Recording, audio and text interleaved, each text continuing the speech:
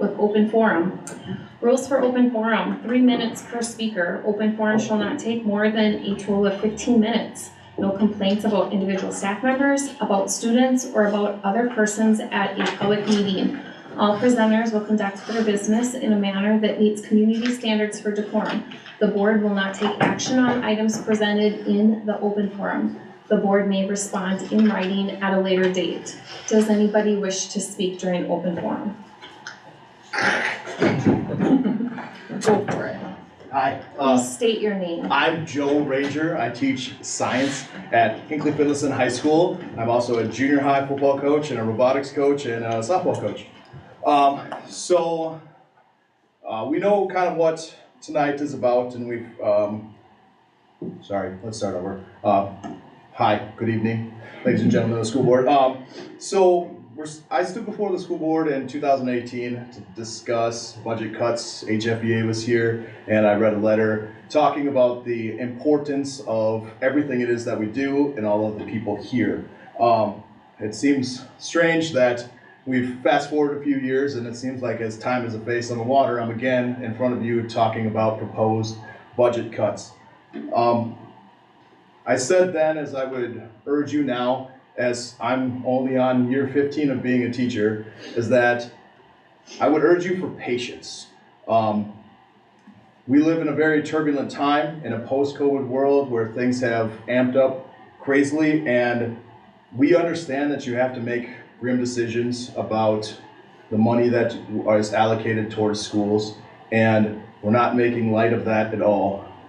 But what we do want to stand here and say is that as we're looking at things from a rainy day fund perspective, there's a lot of holes in the dam, and we're running out of fingers to plug.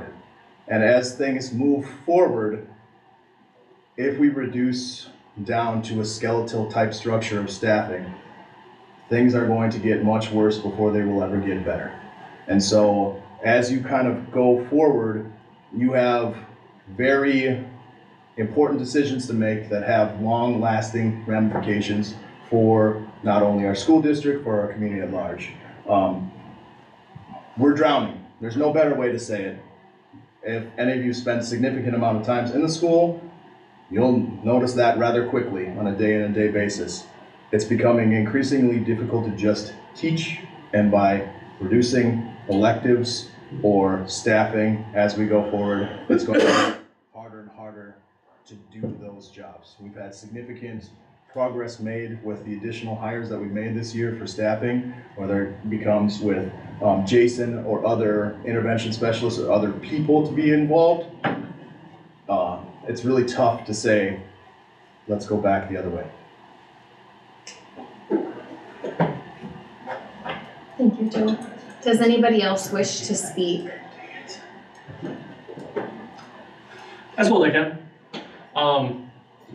Will you state your name, though? Austin Lick, 4th grade teacher, Hinckley Elementary.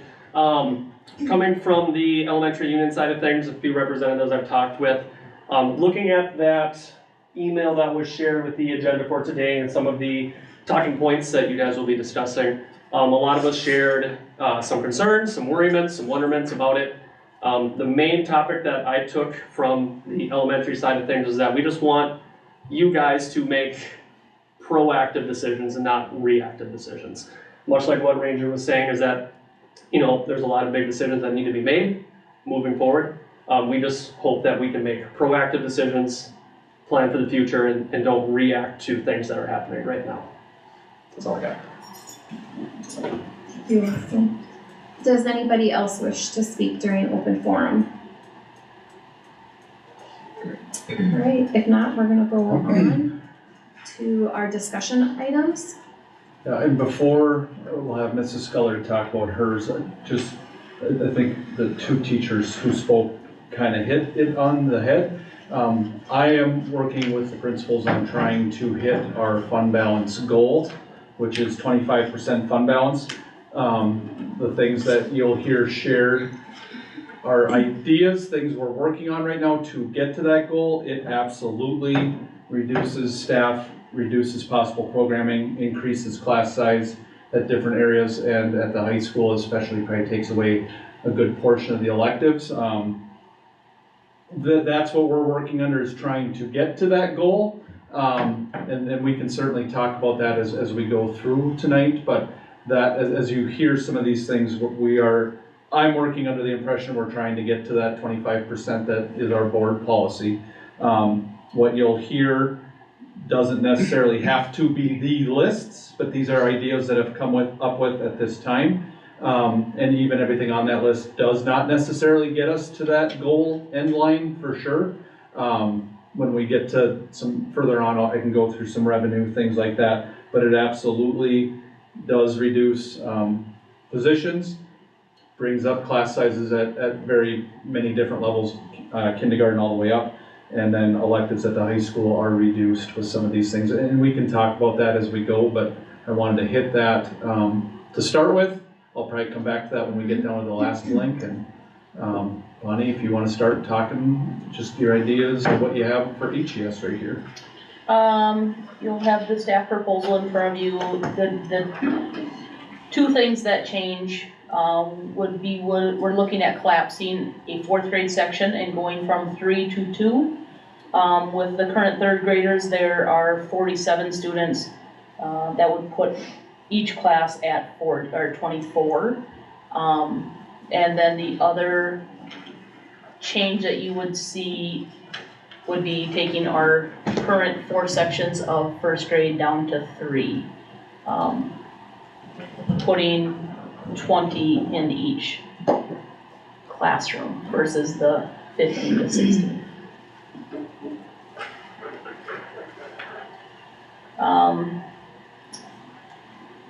None of these are easy decisions to make. Obviously, trying to impact as little as we can, staying within those parameters that Mr. Masterson has asked us to identify. So that's what HES looks like right now. What questions do you have for me? One of my first questions before receiving the email that we got earlier today, I went to 4th grade first, Bonnie, and just thought, is it a high special education grade? Is there high numbers for? We have, of the 47 students in current 3rd grade going into 4th, we have 6 students who receive special ed services. 6. Thank you. Mm-hmm.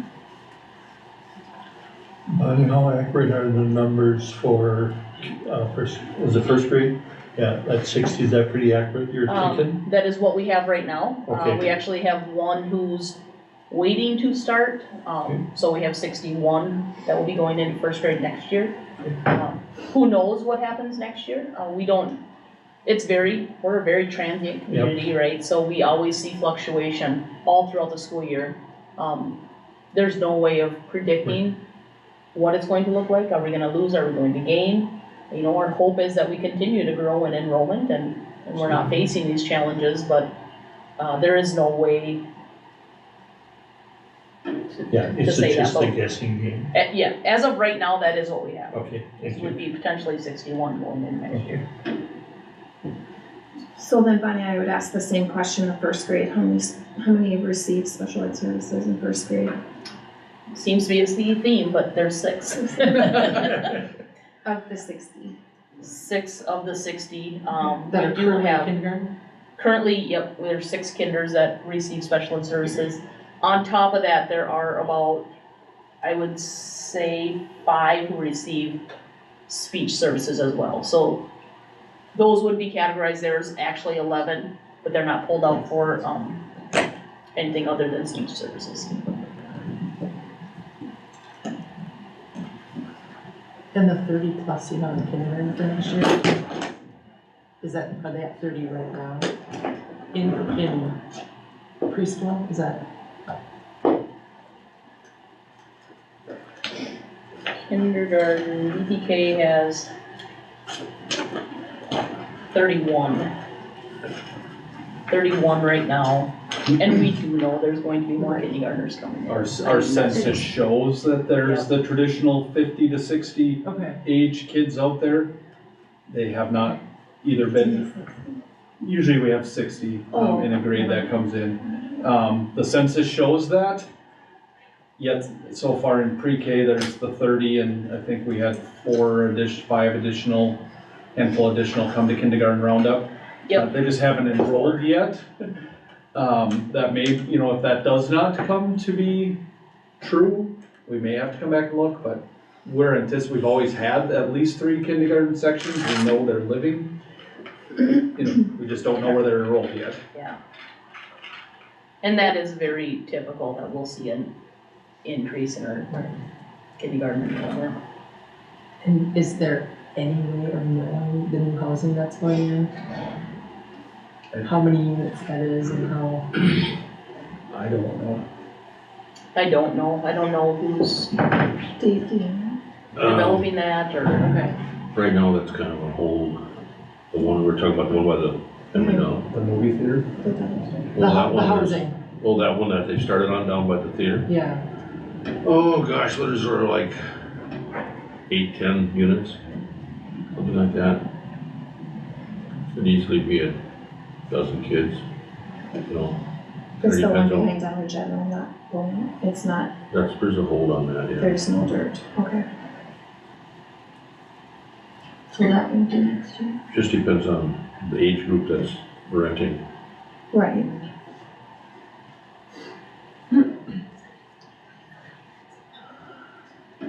I don't know that it's gonna be ready for the fall yet or not. I don't think it is going to be. The one by the movie theater? Yeah. Is that- Your audience might know the answer. The one by the. Mille Lacs Corporate Ventures, the Sugar Maple Crossing one by the cinema, will have a total of 40 units. They're hoping to open in 2024, but construction doesn't begin until this summer, so it probably wouldn't be ready until like later into the fall, like November, December. It won't be ready in time for school to start, but that is 10 one-bedroom apartments, 20 two-bedroom, and 10 three-bedroom. Thank you.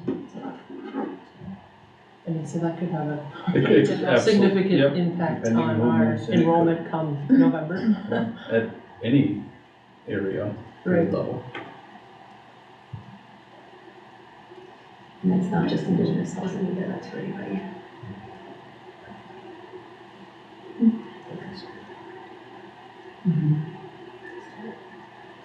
Like I said, that's- FES? You wanna talk through FES? FES, yeah, you can take a look at it. Nothing is changing, at FES from the setup from last year. We pulled some access service from there last year. They are working on a pretty skeleton crew already, so, no reductions at that school building right now.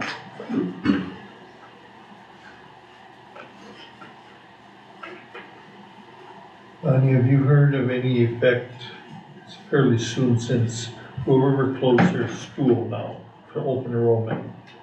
I would assume that should help Finlayson? I had not heard that. They did for the rest of this school year. They're hoping to open it back up next Oh, school year. okay, I And they hadn't heard closed that it for the rest of this. This school year, okay. Yeah. But they grandfathered in. Those who were already there were able to stay. They just didn't take any new open enrollments. And that, as far as I know, since that's happened, we have not seen an increase at No, Finlayson. do have a They couple haven't new done since. Finlaysons, but it's not from, from- it's, right, it's a move-in. I know you said it's already skeleton in Finlayson. And I guess I'll just say it, first grade has 5, second grade has 4. So we're looking at a full-time teacher for 9 kids. And I know there's no way around this, it sounds like I've asked many times. Have we asked staff up there, like what could we, how do we, I mean, not get more enrollment, that's not what I mean, but we're looking at class sizes of 20 and 24, and we're gonna leave 9. At no fault to anybody, I'm just pointing it out that And I don't know what the solution is, so I'm not asking for a solution necessarily, I just, that's hard for me. Yeah, we have our kindergarten for next year, as of right now, we'll have 4. And, second grade will have 5. Third grade will have 4. Fifth grade will have 7. And the other remaining classes are in double digits, so I mean, we've made some gains there, but,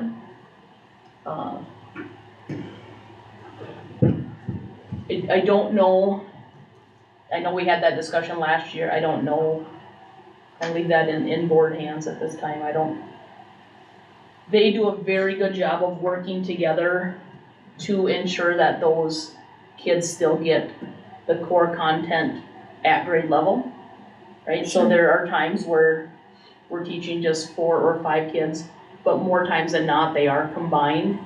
And I know they said with the new reading curriculum, it's not as easy to do 2 grades at once, so I'm trying to be cognitive of that, I guess I'm curious where you got 5, because do you know who's coming back next year? There's 9 or 10 in kindergarten right now. So in first grade next year, there should be. I have 10, those might be last year's numbers. I have 10 in first grade next year, 5 in. Oh, okay. 5 in second grade next year. So those ones are. Yep, Okay. so it should be 15. 10. Yep, Be 15. we'll have 4. One of them's not enrolled yet, but we hear they're coming, so we're counting down 4 in kindergarten next year. Numbers. Okay. There's actually gonna be 9. There's 10. There'll be 10 in first grade and Plus 5 in 4. second grade. Okay, Yeah, so, those are last year's numbers that didn't roll over, so that's my bad. so kindergarten will have 8 to 10. First and second will be a section of 15 in the classroom. Kindergarten, which is combined with pre-K, will have a total of, it looks like 9 from what we hear, that I have 1, 2, 3, 4 that are not enrolled yet. And those are, Is that 13 then? no, Oh, 9 total in pre-K and K. okay. First and second, First and second, total of 15. okay. Third and fourth, total of 16. Okay. Fifth and sixth, total of 18. Okay, so that's a lot different. Okay, Miss Thompson up there teaches second and third grade reading. So that's really when those class sizes are in those smaller groups. Sure. More times than not, they are doing stuff together. okay, thank you.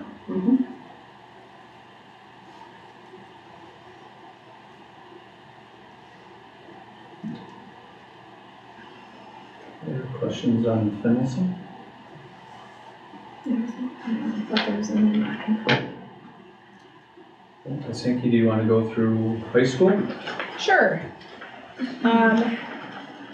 Basically, when you look at this kind of skeleton outline, I know sometimes it shows that FTEs are decreasing, and what we're doing, instead of having to necessarily cut a teacher, and we're not able to do electives, and those teachers would do other types of roles in order to keep them on staff. So like, for example, in math, it says 3.44, we wouldn't be cutting a teacher down to 0.44. That fourth teacher would have other roles like access math or any type of things like that. So basically with this, like Brian said, it's gonna be eliminating a lot of electives that didn't have more than 10 students signed up. What's really hard in our situation is kids register in January, and lots of things change between now and September. So while there might only be 10 right now or 8, that class could be something that really works in the student schedule, or they decide they want to take, and then we're not able to offer it. So kind of those are the big things with staffing, also not hiring for an open position, and reducing support staff also. So right now our support staff would be half-time dean or AD dean, a counselor, social worker, and, one smart mentor for the whole building. So that would be what our support staff would be next year, based on, where we need to be for numbers. Very, very small amount of electives that are gonna be able to be offered next year, so that's what's really hard. Any questions?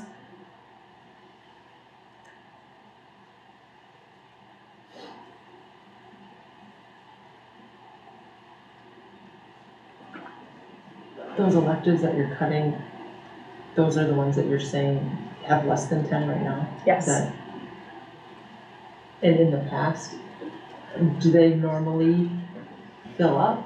I mean, how do they change so much where they can gain? Once the schedule's put together, we have some classes that can only be offered once, and that's probably most our college classes, some others. Once those get placed, and then the rest of the electives kind of get placed around it, it may not fit to have that one elective that they wanted, and they may have to go choose something different, or maybe they wanted creative writing and they wanted art explorations, but if they fall the same hour and they both are only offered once, now they have to go make a different choice for a different elective. So when they register, that picture's not done yet. Right. Once Katie and Kim make the schedule, things change, and kids always, that first week of school, some of it's social, some of it they've changed their mind, they wanna make schedule changes, for whatever reason. And the elective numbers could bounce. Or some of the electives that maybe the kids didn't want to take, maybe that's the only option that now is available during their open hour that they had. So it's a fine kind of dance all the way through June, whenever the schedule gets completed, of exactly what those 7 classes are that each kid will take. And even this year right now, like when kids have to make changes, sometimes trying to find something in an elective is really hard. So having fewer options is gonna be even harder for students next year. So if they don't put an elective, what are they doing? They either are taking something they don't want, they go PSCO, seniors take more study halls now than they used to. And, seniors are allowed to take 2 study halls, so they just may not take one of those classes. Why did they do so? Like, why is it that?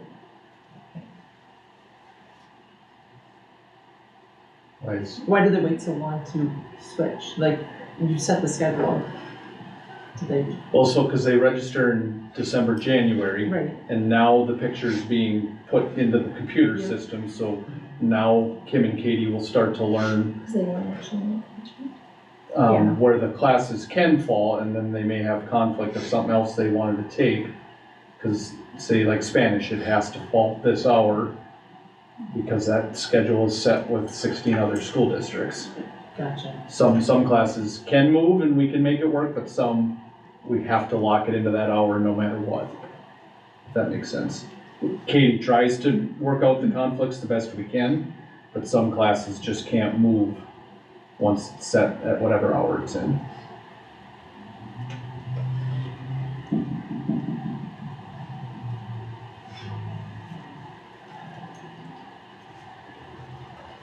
Otherwise, I can put a little more specifics to what Kim and Bonnie talked through.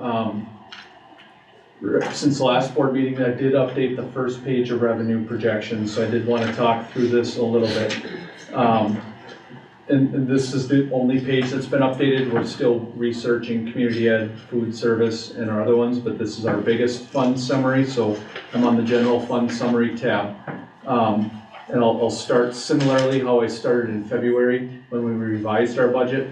We set this school year's budget to fit this 15,111,000 number. When we revised our budget, that was what we did in February. We set with staffing that we were able to hire, things like that, at 14,590,203. So how I'm comparing kind of what kind of dollar amount we need to look at, Our proposed revenue for next year right now, which is the last column, is at about 14,655,656. I'm comparing that to what we set in June, because that was the staffing that this budget was built under. We did tweak it a little bit, but our enrollment also dipped. So they kind of balanced each other out. So under advice, as I'm working with Ehlers, that was kind of how we determined to figure out what kind of staff reductions or program reductions we need to look at, is I'm comparing it to what we presented, what we approved in June last year, to kind of where the revenue is looking to be at June this time. Some areas of why this went down is mostly because of our enrollment, where we're down about 50 students than we thought we'd be. That's the biggest impact to this revenue. The other impact is up to this year, we've had about 300.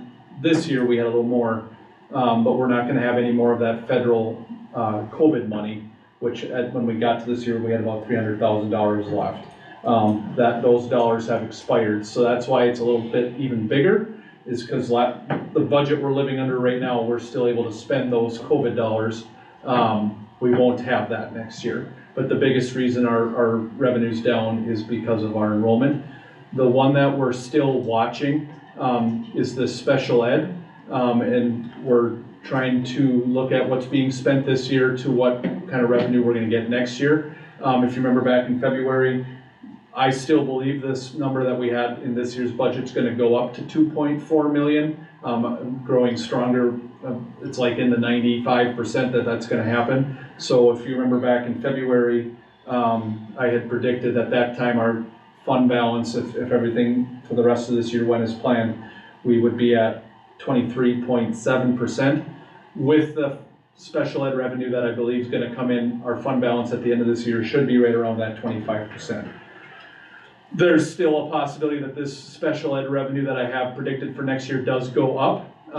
We're just running our number. We want to make sure before I put that in there. The other part that I put in for the revenue prediction, just because it's been my experience twice as superintendent, is the student enrollment has been predicted, and then both years we had at least 20 kids less than we predicted. So I started with 20 kids less for next year, so could that help bring up revenue? Certainly, but I don't want to get back in a situation where we've kind of experienced for the last 2 years where we're living outside our means when we get to August, September, October. If that enrollment bounces back, yes, we could possibly hire back. I know that's harder to do because people have secured positions by then. Classes have been set, schedules have been set. It's much harder to do. But to start with, for revenue building, I did budget 20 less kids than what we're even currently expecting, just because that's been my experience twice and I don't want to kind of get caught with that again. Do I have to do that? No. Could I predict right where we end? Certainly, which would bring our revenue up, but just in my 2 years of experience, that's what happens, so that's kind of what I thought I'd do to start this budget. I do believe, as best I can on April 22nd, that this 2.2 million in special ed revenue will be higher, and I hope to be able to have that ironed out by the time we get to the May school board meeting in 3 weeks from now, but we are still doing some research on that. Are there questions on the revenue side, or kind of how I'm getting these numbers or where I'm going, or do you think I should do something different with the enrollment? So you said you did 20 under. Yeah. What is that? What would be per pupil? A little over 7,200. They factor in the elementary weight. You know, it could be higher if it's high school kid, but for budget purpose, we just factor in that general it's a little over 7,000, 7,300 per student. And I have one on that top local property taxes. We used to get 160 to 170,000 on the county revenues, and now we get nothing. Has that been put some other place, or? I'll check on that, Leo. Okay. Those were pulled right from our levies, so I'll have to check on that. Okay. Where that money went or why we don't get that anymore.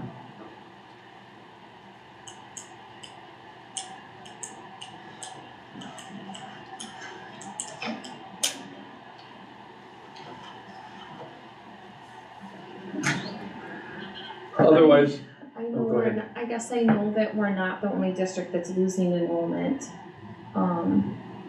But do you hear there's percentages? Are we over the percentage? Is that what you're going off of for next year? Or how did you pick 20 less kids for next year? I picked 20 just because that's what we experienced last year, and that's where we were a good portion of this year. 20 was just a number I picked. We're probably 50 this year under than we predicted. Last year we stayed under by about 20 all year. Other school districts are losing enrollment as well, not as much as we had this year.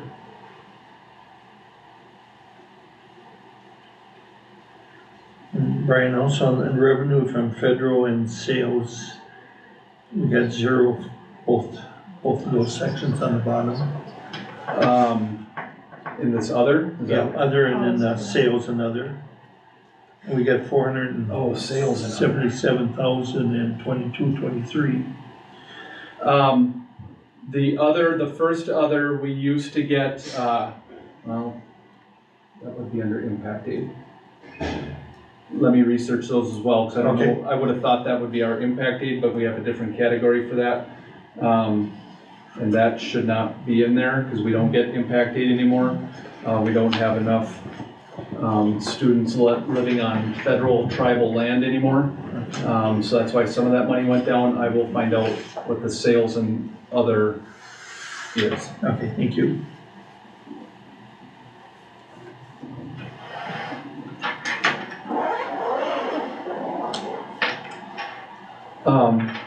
Any other questions on the revenue part?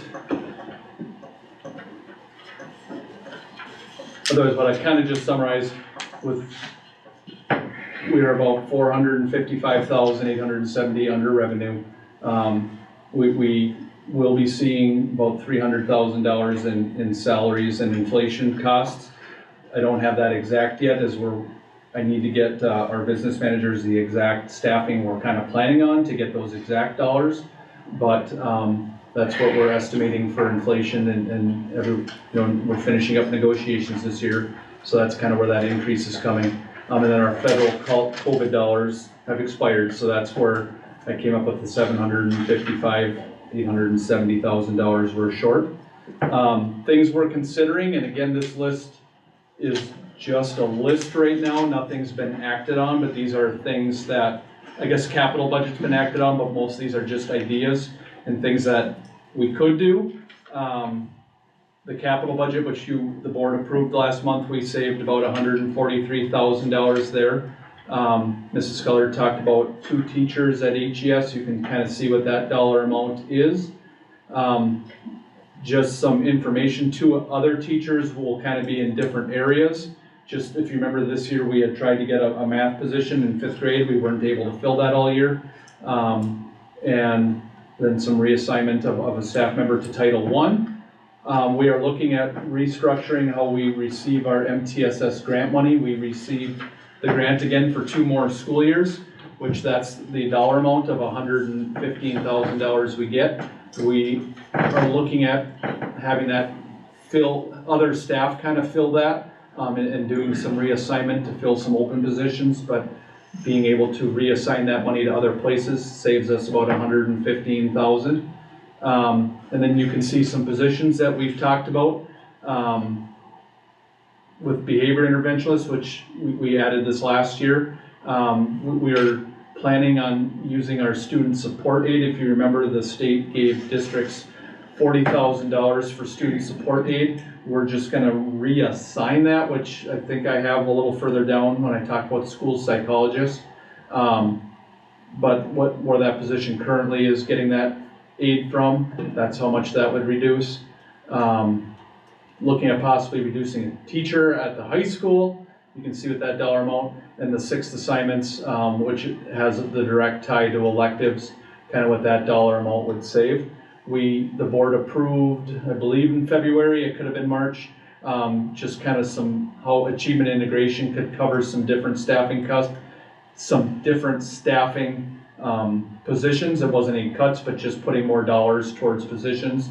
It's a different kind of funding source that can cover a position that was coming out of the general budget. And we're still researching kind of what ECSC at HES would look like.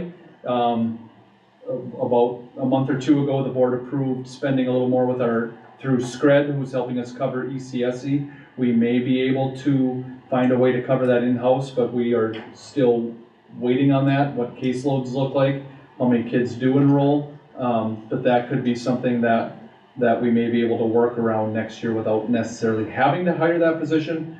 But like I said, we're still doing research on that.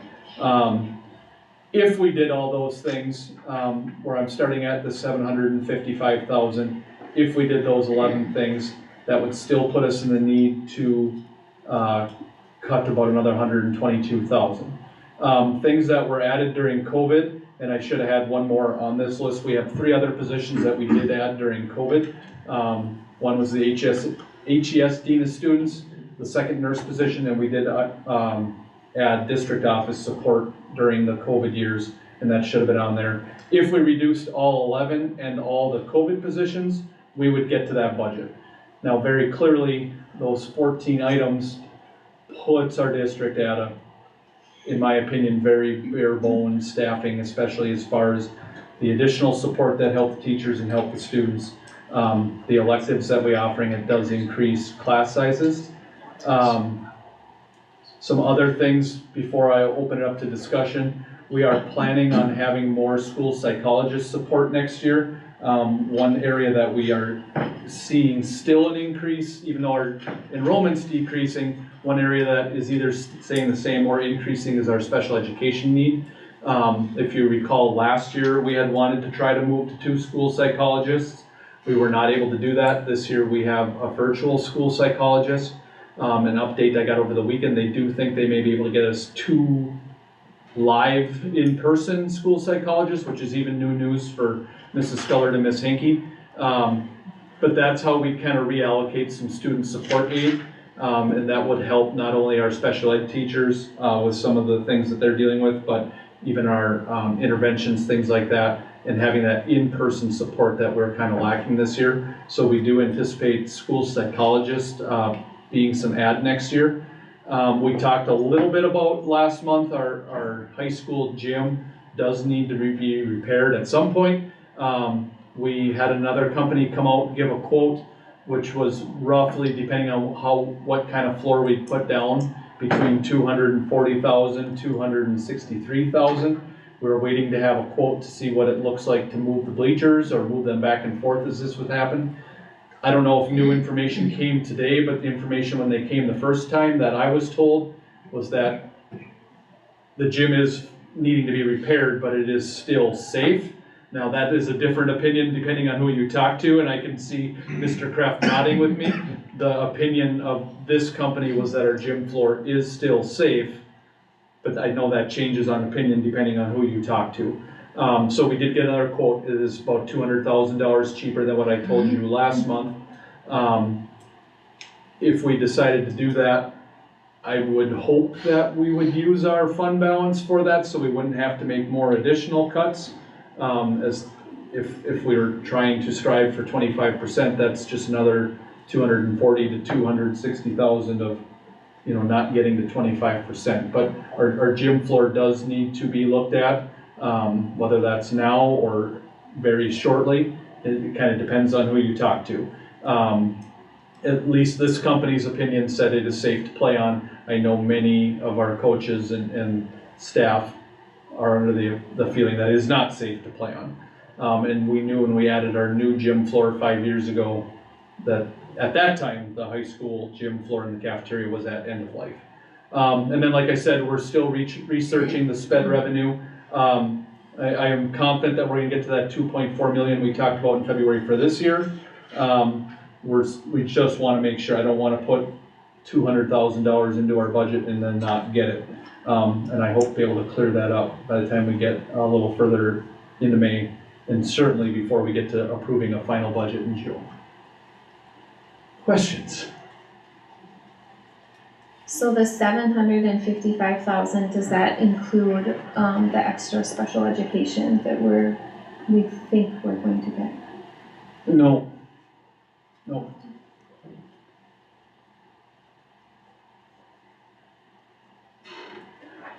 But what may be able to help is that MTSS grant money may be able to help offset some of that too, because they can, the extra school site can do some MTSS work. So I won't know that answer for certain, how much more, until I know who the people are and what their salary and benefits are. But we are to get more in special education than the 2 I believe so. I believe it's gonna be closer to 2.4. When do we find out what the for sure? We're number running is? we're running on what we've spent and what we've got revenue this year. Basically, what we get this year will be what we get next year. Unless our enrollment goes up, then we'll get more, but we will get very similarly to what we get this year. So we are running what we've spent versus what we've received, just to make sure we have that all in front of myself before I put that number in. So when are we doing? I hope by the May board meeting, which would be 3 weeks from today.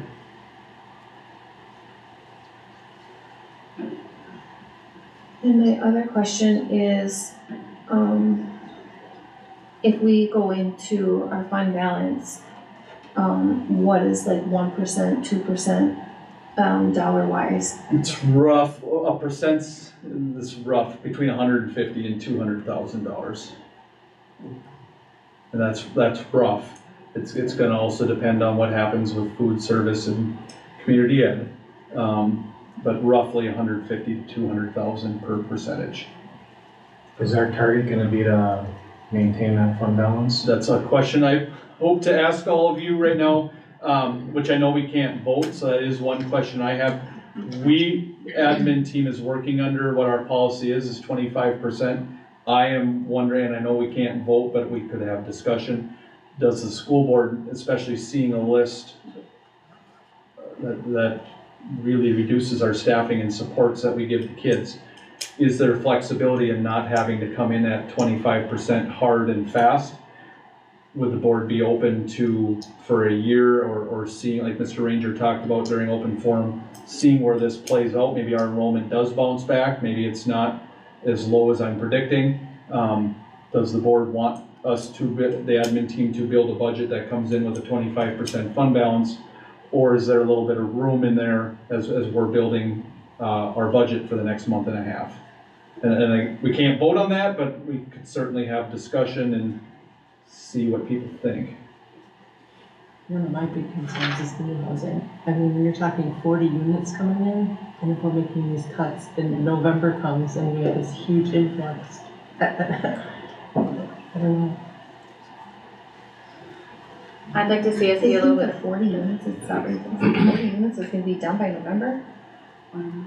She said it was gonna open in 2024, and I'm assuming it won't be done by September. But it just hasn't broke started- ground it like hasn't last started week. yet? It just broke ground Yeah. like Oh, 2 it has newspapers started. ago. Yeah, Okay. they've got dirt movers over there, they've got, the ground is being prepped before they, yeah. I have watched construction go up very quickly, so I wouldn't be surprised with how they do the pre-framing now that you see. I wouldn't be surprised. But it will be complete more than likely. It unless said done in something 2024. huge comes in the school year. Yeah, whether it's even December or even early 25.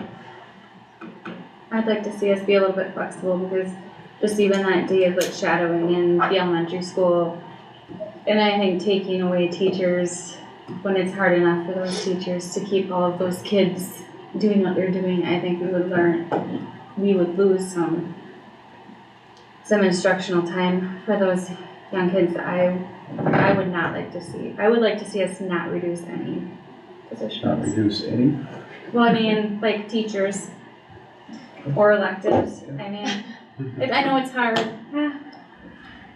So I am in agreement, I would like to see some flexibility with that, because from my perspective, I'm thinking about the behaviors, but then also the higher class sizes, the reduction in options, you might end up with having more students leaving the district if you're having less electives.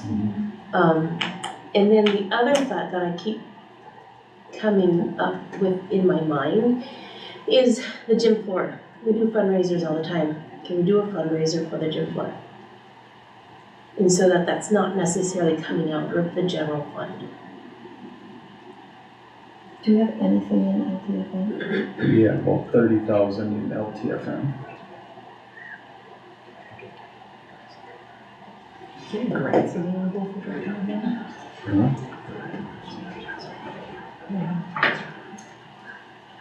Dan, do you think you could raise $240,000? Like no problem. Get over it more? Open up that lemonade stand. $1 a row. How many students do we have? Do anything for camp up. Yeah. We should just keep tackling each other, I don't know if you guys say that. Just get it. And then my other thought is I know both of the principals have been working and kind of communicating with your staff. Have staff come to you with any ideas or any out of the box options versus reductions? You know, so if we give it back to the staff, where do you see some areas where we can do some savings to help out with budget issues? I mean, material wise, they went pretty minimal this year, like trying to save people versus materials as much as we want for our kids. That would be the area that they really kind of have some voice in. I haven't been proposed any, position saving ideas as of yet, but I can definitely go back and see what staff have to, maybe they're thinking outside the box differently than we are, so we could definitely do that. Everybody has a different perspective. Yeah, for sure. Yeah, and Ms. Sculler hit, the other thing we are still looking at is the materials budget, but also, and the staff did a pretty good job, like Bonnie said. Yeah. The requests from every area came in, like we asked, we tried to bring them in at least at what people requested last year. And most are right there. We could certainly look at that. Again, if you reduce stuff, that is less stuff the teachers have in their room for cool labs, activities, whatever it is. But does it save people? It doesn't add up to quite the same, but that is one thing we're looking at is there any more reduction there? At the same point, you don't want to take away all that either, because then you don't have some of the cool, fun things as readily available. But we are looking at those too. I feel that, what we call it, sixth assignment, Yep. 14,000. I'd like to see that left in the budget. I think it gives us more options for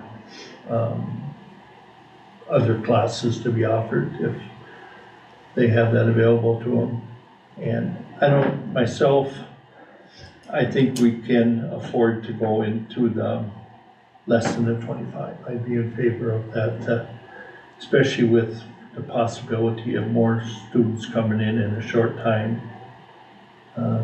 And if I had to cut one elementary teacher, I would have to lean towards the 4th grade, feeling it's more important for the kindergarten teacher at that age.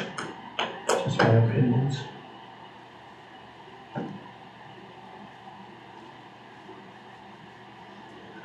Well, if you look at the percent of the fund balance, even if you go into 2%, there's $300,000 to $400,000.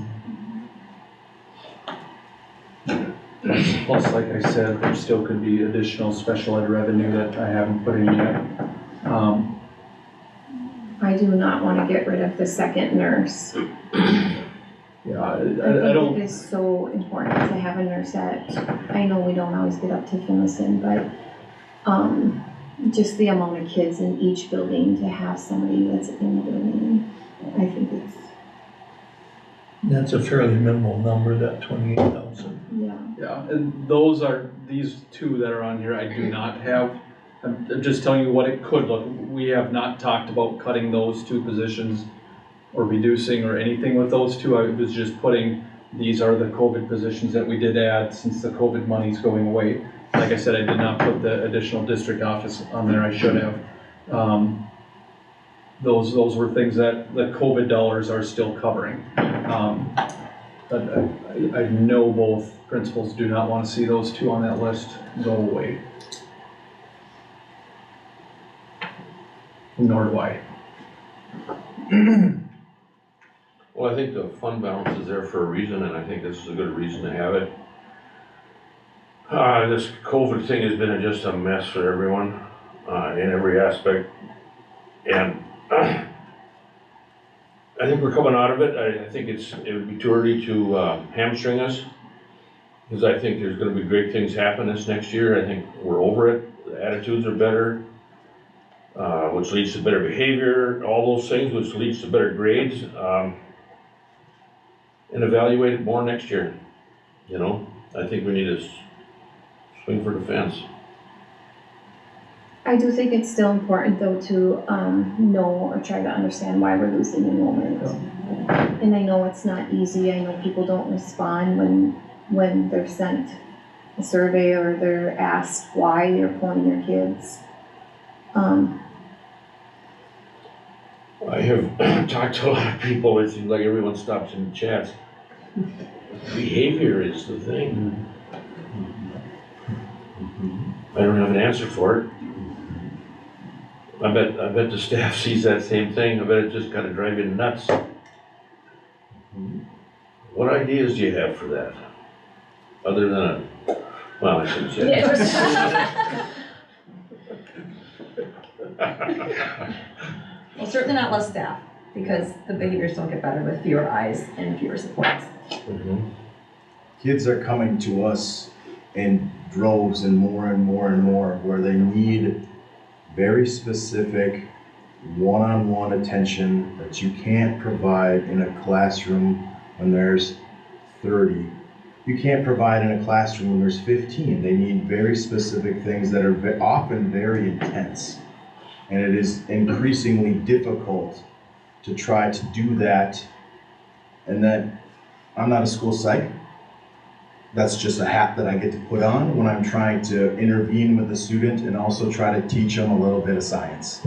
And then be also a father figure and all sorts of other stuff. And they have intense needs, and that's what we're saying is, if they just need a lot. And there's only so many of us to go around, and there's only so much energy that we have to give to some of those kids that need very intense, specific things. So reducing things, as I said, it's so much more difficult. Did it get more difficult with COVID, or is that just a crutch? Sure, I mean, how many kids do we know that were, like, legitimately that we know that were left alone? People still had to go to work, they were home all day. There's significant learning loss. All of that has been studied and researched. I mean, plenty of the things that we talk about policy-wise go away from what we know. Like, kids need band and music. They need it. They need that kind of stuff. They live that. And when we talk about what does schools do, what's some of the first things that they go to get rid of? And we know they need more time outside. They need more time. The whole social interaction approach maybe could be lessened because they're tethered to it 24/7, but they need positive interaction.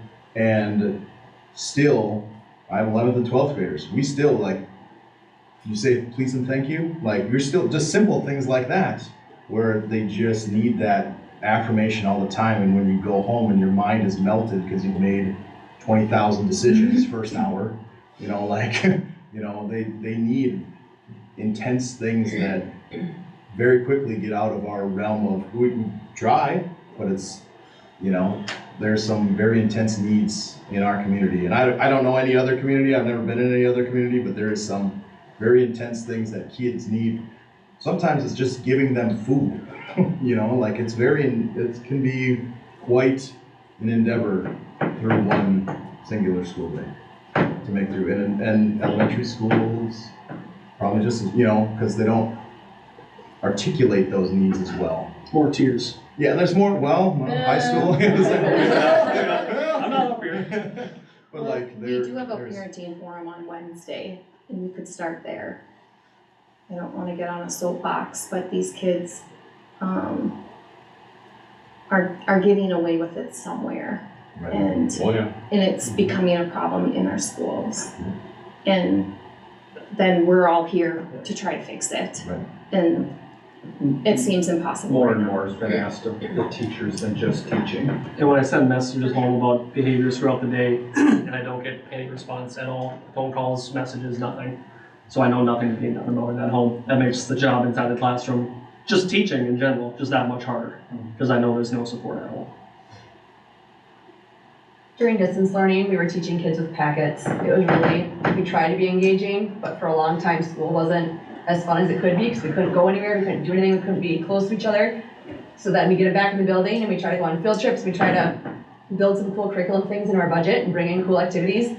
And now, we did that for a year, it was cool, it was great, and now we're being like hamstringed again, like, okay, now cut your materials budget. Don't do that cool thing that kids loved and came to school for. Don't go on field trips, even though that's a reason that kids come to school. I teach senior high, kids could just as easily drop out. But when they can take the classes they want to take and go do things that they want to do, we get kids to come to school. You can ask any of my Native American Student Association kids, we have an attendance policy for our field trips. Their attendance spikes in a good way. They come to school leading up to the events because they know that they want to be eligible for those cool things. But if we can't do the cool things, and if we go back to doing whatever we can find online or whatever we can string together during our prep time, which is not enough, and always interrupted with hungry kids, crying kids, whatever the day might bring.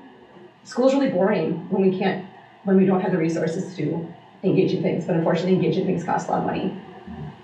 So I know we have to make cuts, but thank you for considering our perspectives. So, Dave, you asked about behaviors, right? And how, what we can do about it to maybe not have as many. That's a $1 million question there. I'm on the ILT team and we've talked at our meetings about ideas and we are gonna try and rework the student handbook at some point this spring yet, right? Ms. Hankey, and try and come up with some ideas to help reduce those behaviors and if we can do that, then we can enjoy some of the positive things like my colleagues here were talking about too. So I don't know the answer, but we're working on it. I think our hands are pretty well tied when it comes to consequences kids care about per se. It's really about teaching them within those 6-7 hours of the school day, right, to how to and why it's important to change some of those behaviors. Because it doesn't matter if you keep them after school, it doesn't matter if you have lunch detention, they don't care about those things. It's really about the time and resources it takes to put into sitting down and working with the kid to get those behaviors to change. Well, and that's a question that's always asked, Bonnie, is then make the consequence tougher.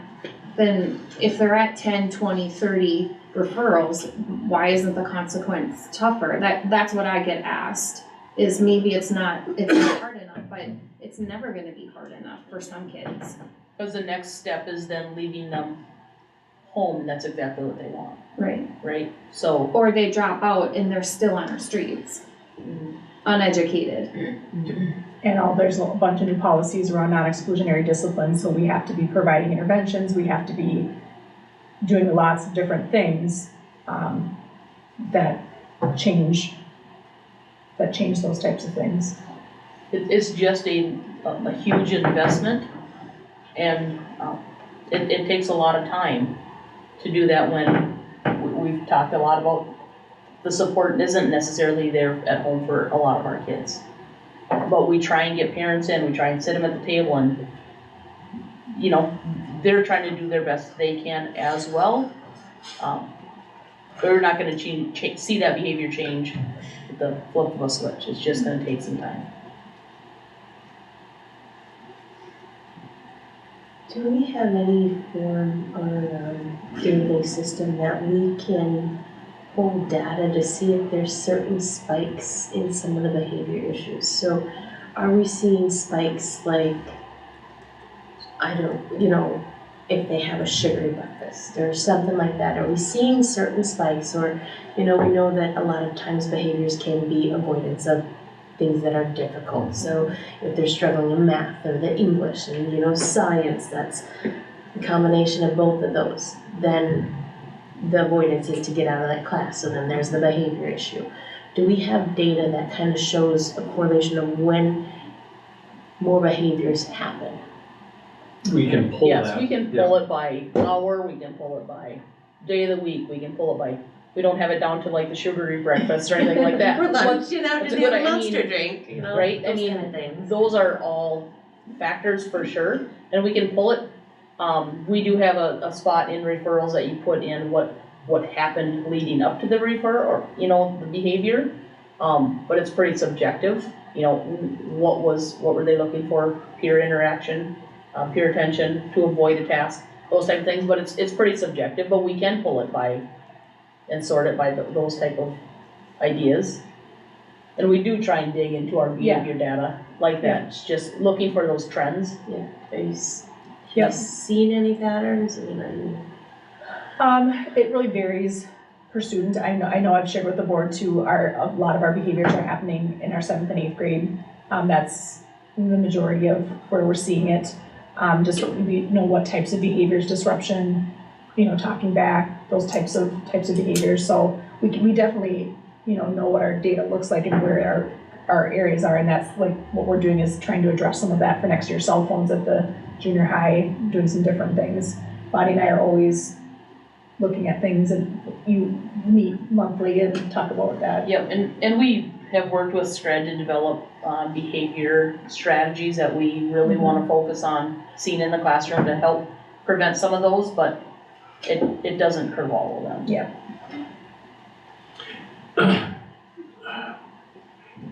Sometimes kids they don't get it at home. They need a positive example. Is there any kind of mentoring thing going on? Maybe you could involve some businesses. I'd welcome someone in my shop that you learn how to talk to people, and I'm not looking to put them to work, but follow you around, see how you interact with the other people, and can't just say what you want. You've got to think before you act, and what's the best thing for them. If they were in, say, my shoes or one of my employees' shoes, I mean, is there anything like that you've heard of? Person could copy? I know outside of the school, we have we have a check and connect program that we use internally, just with school staff, that, like, if Johnny needed somebody to talk to, we would hook them up with a mentor that they can check in with, they set goals with them and those type of things. But outside of the school, I'm not so sure that we've It might not be for everyone, that. but So you don't want the 5-year-olds with you? He can roll a tire really well. No, I think it'd be great for some of our high school kids who don't have. junior high, senior high, maybe? Yeah. Well, and we talked about that years ago, remember before COVID, that what it was called was profile of a student. Or graduate. Profile of a graduate, yeah, where we That's right. did more hands-on classes. But I remember that there was, years back, I don't know how many high school students, if it was just one or not, that would go down and like help out in the bus garage and like help, you know, like do something like that. I thought it was part of an English class back in the day, and we stopped doing it. They used to go out in the community, and like if they were looking at going into that as a career, they could go shadow somebody at like Wellia, or they could go to the bank, or they could go down. But I think it was part of, I think Anderson did that class, and it was a part of that quarter or something. They got to go. It was like a work study type of We used to have a program. designated work-based learning teacher that would talk to the kids one day a week about work skills, and the other 4 days the kid would go work. And then a couple times a quarter, she would go watch them work and like watch them interact with the customer, watch them interact with their boss, and like they'd get a grade on were you meeting the expectations of your employer and what are the expectations of the class were. That class has since gone away. We still allow kids to do work-based learning. They just turn in their assigned number of hours and they can get credit for it. But we don't have a follow-up with like, it's not used as a behavior intervention, I guess. It's for credit, but. So these kids, going back to the electives, that are just in a study hall, juniors and seniors, could they become mentors for elementary kids going over there for a period? We do it through our MHS program quite a bit. We used to have a peer tutoring class, which I don't know if Miss Hinckley, you even know what I'm talking about. It was probably years ago where we had a class that kids earned credit for. They saw their teacher, went in sometimes at the elementary, sometimes helped out in other classes in the high school as a mentorship type program. We probably have not tried to run that probably since COVID is my guess. Or maybe it died during COVID. Was it before It was that? cut before I that, think when it Jean's was, daughter left. that was it a was long done. Even these juniors and seniors that have a study hall right now, if their grades, could they go to the elementary? I mean, is that an option to go? Yeah, and we've looked at that. The problem is they can sit in study hall on their phone or flex, right? Or go spend some time with a young kid, and they're going to choose to sit on the phone, or they get to go home for a while or something, you know? I do also offer an independent study for Ojibwe Rosetta Stone, so I have 2 students that do online language learning with Ojibwe 3 days a week, and then they're supposed to go to the elementary school 2 days a week and mentor in 2 classrooms at the elementary school. That's been tough. We struggle to get ourselves over to the elementary school, we struggle with attendance, so I'm trying. I've tried this is my 7th year, I've tried every year to get kids to go to the elementary because I know how powerful it is. It's an opportunity for MHS. Bonnie and I tried to limit it to just Mondays and Fridays because that's when kids flex more often. Otherwise, it kind of gets crazy with the office staff not knowing where they're going. I don't want to spring kids on elementary staff and be like, I didn't know you were coming, but are you going to be here again? Right. So it takes a lot of coordinating, and we don't have a designated person to coordinate all of it unless they're doing it through MHS or my independent study. And we don't have a peer mentoring program, and we haven't for many years. Well, it used to always be, if you were an underclassman, you wouldn't act the way you would probably acted with an upperclassman in the room. Certainly not when I was here. I don't know if that still stands true today. I don't know that there's the respect factor. It probably depends who that older kid is, but even then, that's probably much farther and fewer between. I mean, I'm guessing we have some seniors and juniors where their kid's not gonna do, but They're not gonna respect a teacher, they're not gonna respect a kid, though. right? it's probably better, but probably not as good as we all remember. They need a lot of pre-teaching and a lot of follow-through. We don't have an instructor that's gonna teach them, this is what we want, you're gonna be on time, you're gonna be off your phone, you're gonna take your headphones out, you're gonna take your hood off, your hat off. They need that pre-teaching right before they go, and then they need the debrief when they come back. We don't have that, so it's hard for me to say, yeah, go to the elementary. Fingers crossed to do what you're supposed to do. I think part of which I know we'll talk about a little bit more next month, but that's part of why we started to talk about doing that. Junior high has only, I'm saying this, I'm stumbling, I'm sorry. Bringing in just 7th and 8th graders or just 7th graders that first day of school next year to build this mentorship, hopefully curb some of these behaviors.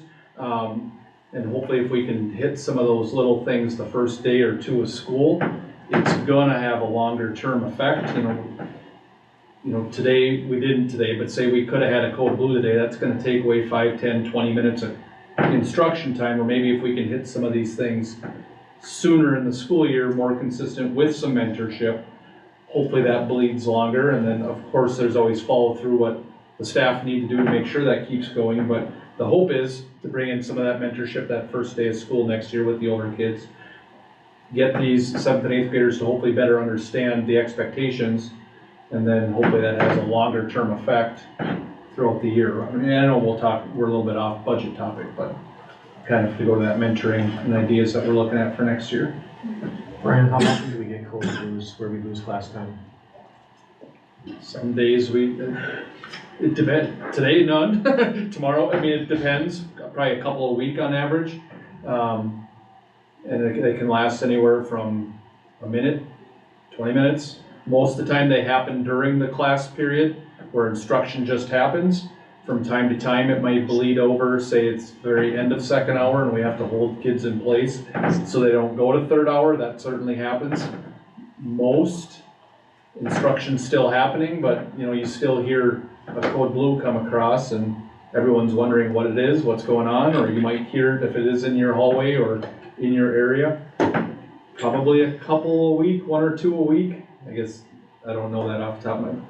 That's probably what we averaged, at least when I was principal. It's probably a little less now, but some days though there could be multiple. I guess it depends on whatever's going on, or you think you have the situation resolved and then all of a sudden it escalates when they get to the next place. So you think you get them to the office and out of the general building, and then it's not over, but now the office is in a closed building.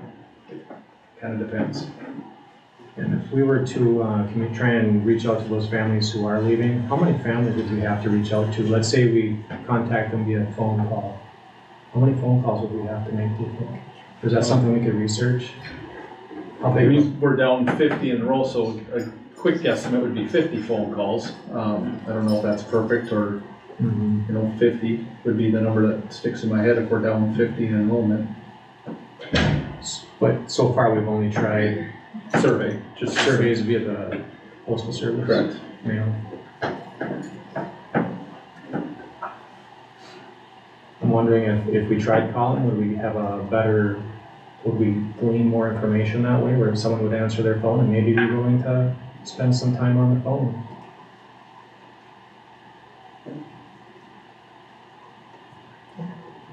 Maybe there's some policies we should take another look at.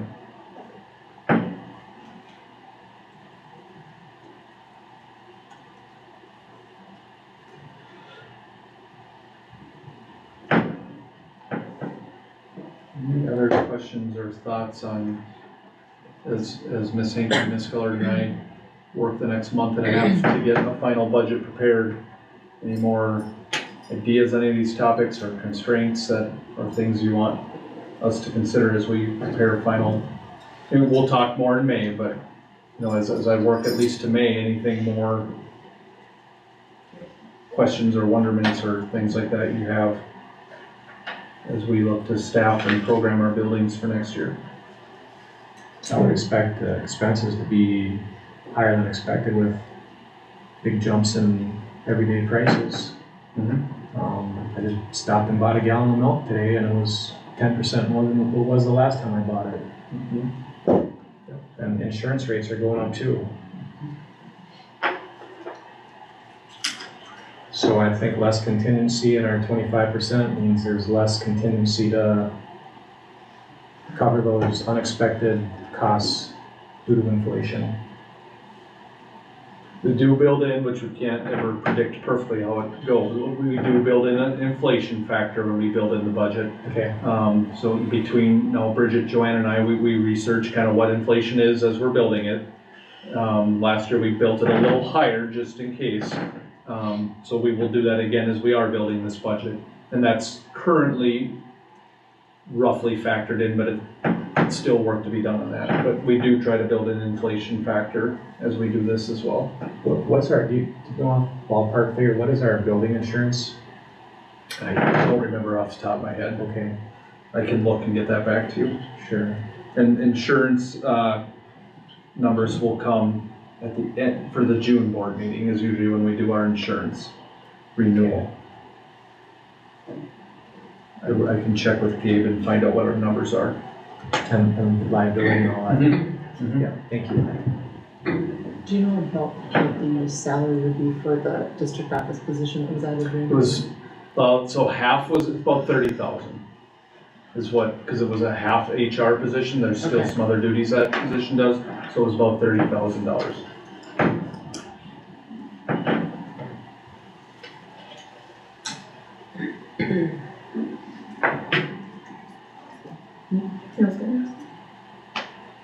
And I had it on there, and I don't know why I took it off, but.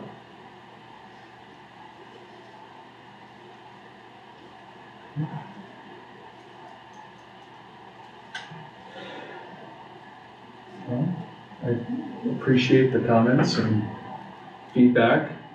Bonnie, Kim, and I will meet and come up with some more ideas as we head into the May board meeting, and certainly inform you the best we can, at least behind the scenes. But I also will plan to bring our fund balance policy to the May meeting just to discuss, just to get a little more clarity, where we can talk and potentially do any action items. I'll bring that back to the May meeting if we want to look at that policy and do anything different, at least even for a year.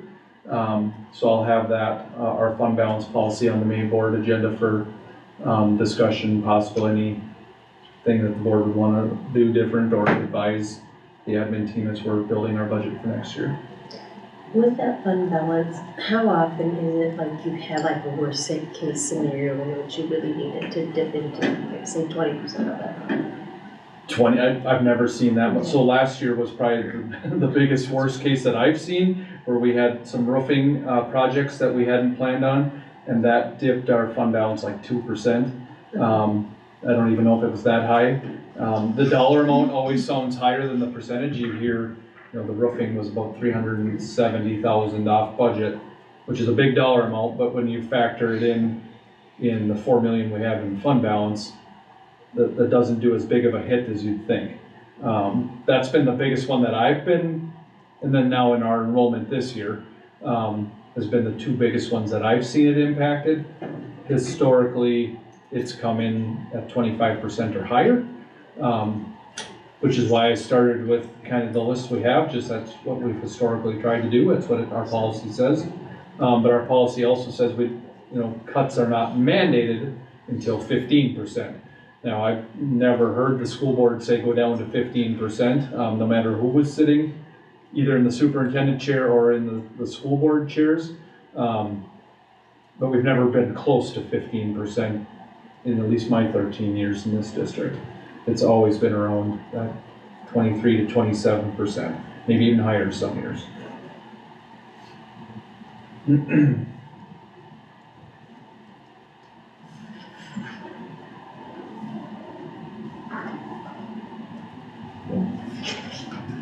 So just a quick question, in 25, 26 capital budget year, that's the year we're scheduled to take on a new school bus, correct? Correct. Okay. Yep, I will have a bus on the budget, capital budget, next year for the following, next spring for the following school year. Sure.